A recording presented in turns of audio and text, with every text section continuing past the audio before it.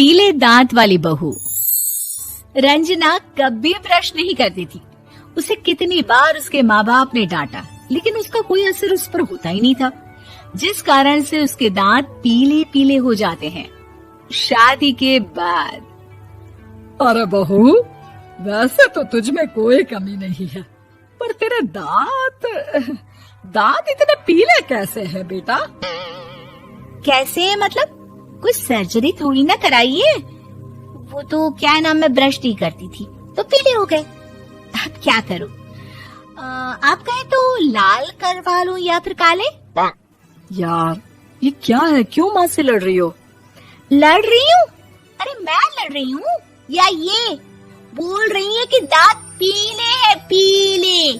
अरे तपस्या थोड़ी ना की है इन्हें पीले करने के लिए। बकायदा ब्रश नहीं किया है 20 साल तक, तब जाकर। छी, कैसी बात कर रही हो? ये उस वक्त तो पीले नहीं थे जब हम लोग तुम्हें देखने आए थे। अरे तब साफ करवा लिया होगा डेंटिस्ट के पास जाकर। अब देखो कैसे पीले पीले लग रहे हैं। रंजना सास की तरफ गुस्से से देखती है। फिर शुरू हो गई पीले पीले पीले।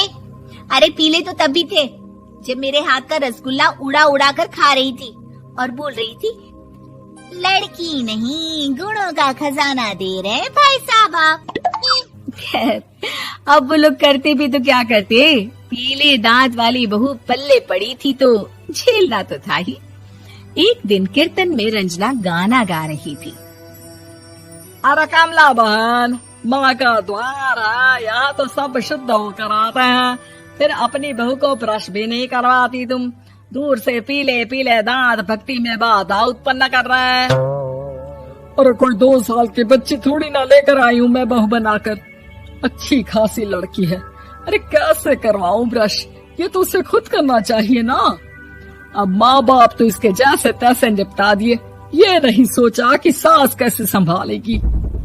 सास बहू को लेकर घर आ जाती है, लेकिन सोच लेती है कि अब इसे लेकर कहीं नहीं जाएगी। अगले रोज बहू कहती है, अरे क्या हो गया, मंदिर नहीं जाना क्या? कीर्तन का वक्त हो रहा है। मेरी मधुर वाणी से कान्हा जी जागते हैं और सोते हैं। आप तो जानती है ना उनकी भक्ति में कितना मन लगता है मेरा। वो क्या है ना, तबीयत ठीक नहीं लग रही है मेरी, आराम करूंगी मैं।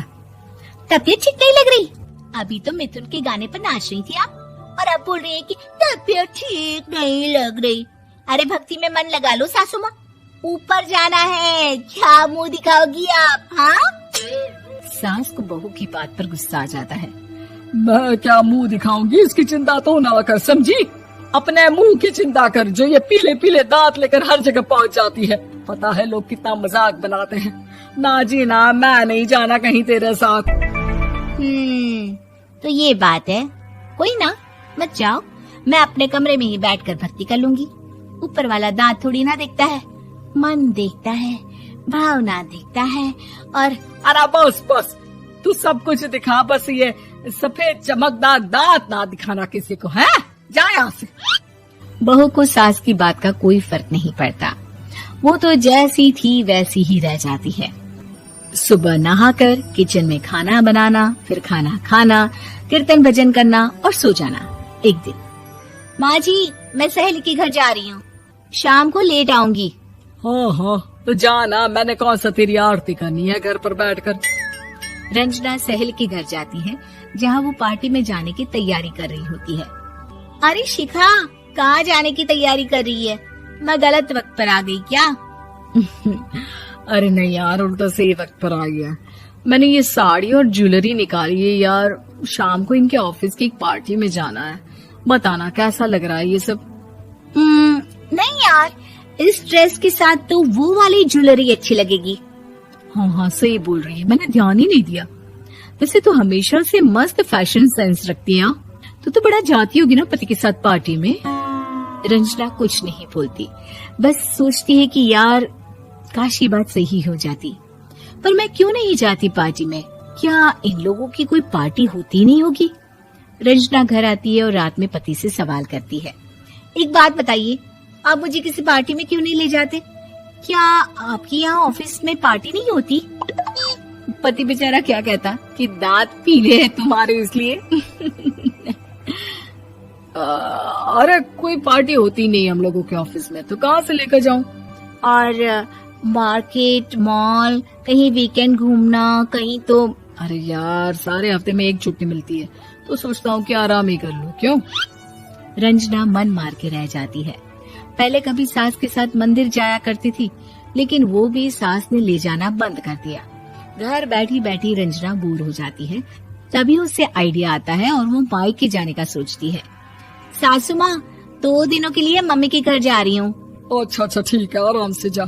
और हाँ, माँ से कुछ अच्छी आदत सीख कर आना कि कैसे शरीर के हर भाग की तरह दांतों की सफाई भी जरूरी होती है, समझी?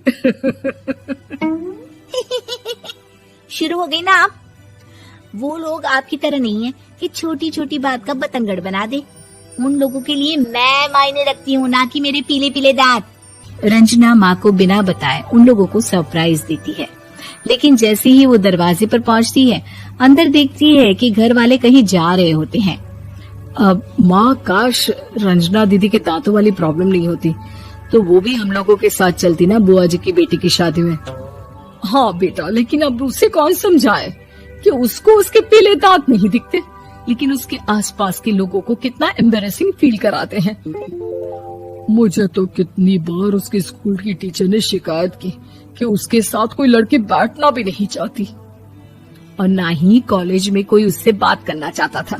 लेकिन पता नहीं क्यों उसे ये बात समझ में ही नहीं आती। कोई कमी नहीं है उस लड़की में, बस यही कि दांत पीले हैं।